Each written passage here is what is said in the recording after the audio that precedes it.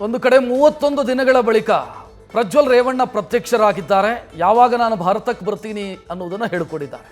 ಮತ್ತೊಂದೆಡೆ ಅವರ ತಾಯಿ ಭವಾನಿ ರೇವಣ್ಣ KR ನಗರ ಕೇಸಿಗೆ ಸಂಬಂಧಿಸಿದಂತೆ ಈಗ ಕೋರ್ಟ್ ಮೊರೆ ಹೋಗಿದ್ದಾರೆ. KR ನಗರ ಕೇಸ್ ಯಾವುದು ಅಂತಂದ್ರೆ ಸಂತ್ರಸ್ತ ಮಹಿಳೆಯನ್ನ ಕಿಡ್ನಾಪ್ ಮಾಡಿದಂತ ಪ್ರಕರಣ. ಈ ಪ್ರಕರಣಕ್ಕೆ ಸಂಬಂಧಿಸಿದಂತೆ ಭವಾನಿ ರೇವಣ್ಣ ಬೇಲ್ಗಾಗಿ ಅರ್ಜಿ ಸಲ್ಲಿಸಿದ್ದಾರೆ.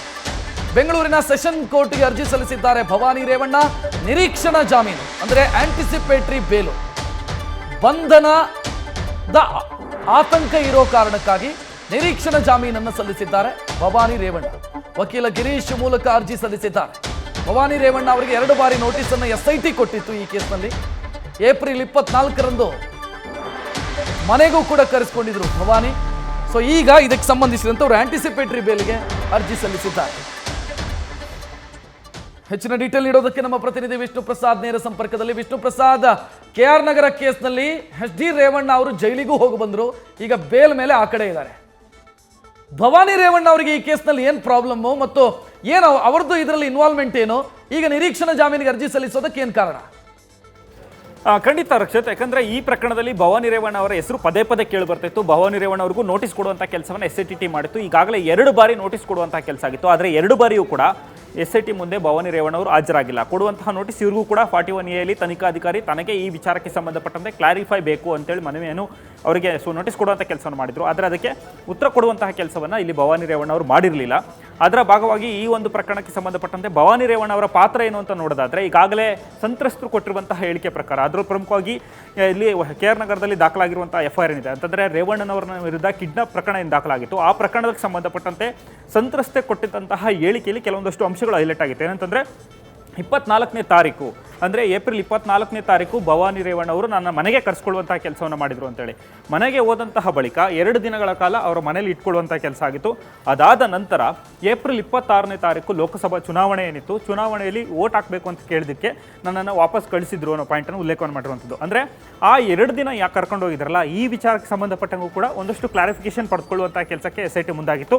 ಯಾಕೆ ನೀವು ಮೊದಲೇ ಕರ್ಕೊಂಡು ಹೋಗಿದ್ರಿ ಅಂದರೆ, ಈ ಕಿಡ್ನಾಪ್ ಮಾಡೋದಕ್ಕಿಂತ ಮುಂಚೆನೇ ಈ ಒಂದು ಪ್ರಕರಣಕ್ಕೆ ಸಂಬಂಧಪಟ್ಟಂತೆ ಭವಾನಿ ಅವರು ತಲೆ ಓಡಿಸ್ಕೊಂಡಿದ್ರ, ಅಂದರೆ ಇಲ್ಲಿ ಆಕೆ ಹೇಳಿಕೆ ಕೊಡದಂತೆ ತನ್ನ ಮನೆಯಲ್ಲಿ ಇಟ್ಕೊಳ್ಳುವಂತಹ ಪ್ರಯತ್ನವನ್ನು ಏನು ಮಾಡಿದ್ರ, ಈ ಹೇಳಿಕೆ ಏನಿದೆ ಅಂದರೆ ಸಂತ್ರಸ್ತೆ ಬಂದು ಸ್ಟೇಟ್ಮೆಂಟ್ ಕೊಡದಂತೆ ತಡೆಯುವಂತಹ ಪ್ರಯತ್ನವನ್ನು ಭವಾನಿ ಅವರು ಮಾಡಿದ್ರ ಅನ್ನೋದು ಅನೇಕ ಡೌಟ್ಗಳಿತ್ತು. ಆ ವಿಚಾರಕ್ಕೆ ಸಂಬಂಧಪಟ್ಟಂತೆ ಭವಾನಿ ಅವರನ್ನ ವಿಚಾರಣೆ ನಡೆಸಬೇಕು ಅಂತ SIT ನೋಟಿಸ್ ಕೊಡ್ತು. ಆದರೆ 2 ಬಾರಿ ನೋಟಿಸ್ ಕೊಟ್ಟರು ಕೂಡ ಭವಾನಿ ಅವರು ವಿಚಾರಣೆಗೆ ಹಾಜರಾಗಲಿಲ್ಲ.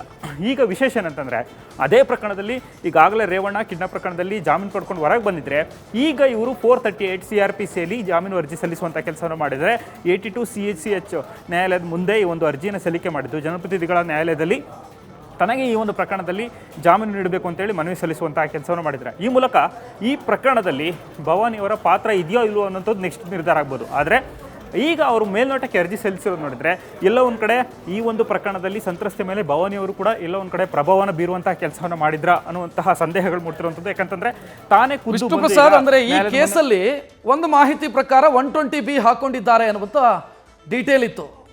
IPC section 120B criminal conspiracy ಅನ್ನೋ ಕಾರಣಕ್ಕಾಗಿ.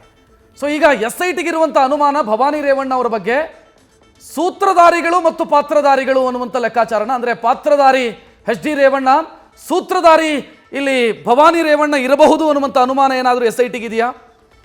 ಖಂಡಿತ ಸಾಧ್ಯತೆಗಳು ಬಹುತೇಕ ಜಾಸ್ತಿ ಇದೆ. ಯಾಕಂತಂದ್ರೆ 120B ಹಾಕಿದ್ದಾರೆ ಅಂದರೆ ಒಳಸಂಚು ಮಾಡಿದ್ದಾರೆ, ಪ್ರೀ ಪ್ಲಾನ್ ಮಾಡಿದ್ದಾರೆ ಅಂತೇಳಿ.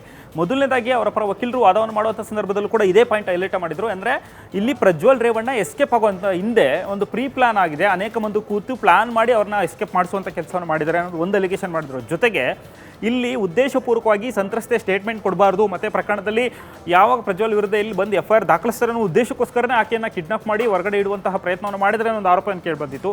ಆ ಕಾರಣಕ್ಕೋಸ್ಕರ 120B ಸೇರಿಸಿದ್ರು. ಈಗ ನೀವು ಹೇಳಿದಂತೆ ಅದನ್ನು ಕ್ಲಾರಿಫೈ ಇರ್ಬೋದು. ಅಂದರೆ ಒಂದು ಕಡೆ ಮಗನನ್ನು ರಕ್ಷಣೆ ಮಾಡೋದಕ್ಕೆ ರೇವಣ್ಣ ಅವರು ಆ ಒಂದು ಸಂತ್ರಸ್ತೆಯನ್ನು ಇಲ್ಲಿಂದ ಕಿಡ್ನಾಪ್ ಮಾಡಿಸುವಂಥ ಕೆಲಸವನ್ನು ಮಾಡಿದ್ರು ಅನ್ನೋ ಒಂದು ಆರೋಪ ಒಂದು ಕಡೆ ಆಯಿತು. ಇದರ ಜೊತೆಗೆ ಈ ಪ್ಲಾನಲ್ಲಿ ಸ್ವತಃ ಮನೆಯ ಮುಖ್ಯಸ್ಥೆ ಆಗಿರುವಂತಹ ಭವಾನಿಯವರ ಪಾತ್ರವೂ ಇರ್ಬೋದು ಅನ್ನೋ ಸಂಶಯವೂ ಇತ್ತು.